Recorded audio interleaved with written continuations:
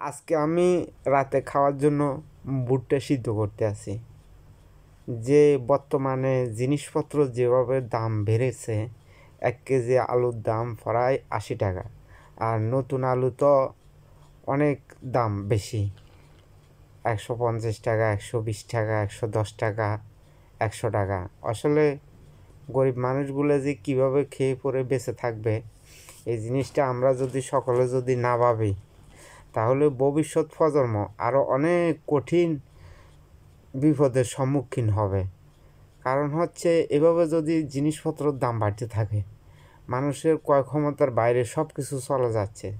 এজন্য সবাইকে সচেতন হতে হবে এবং নিত্যপণ্য জিনিসপত্রের দাম কমিয়ে আনতে হবে, মানুষের ক্রয় ক্ষমতার ভিতরে রাখতে হবে, নয়তো মানুষ বাঁচানো যাবে না। না, যেভাবে জিনিসগুলোর দাম বৃদ্ধি হচ্ছে, এক বস্তা চাউলের দাম প্রায় 7,000-8,000 টাকা।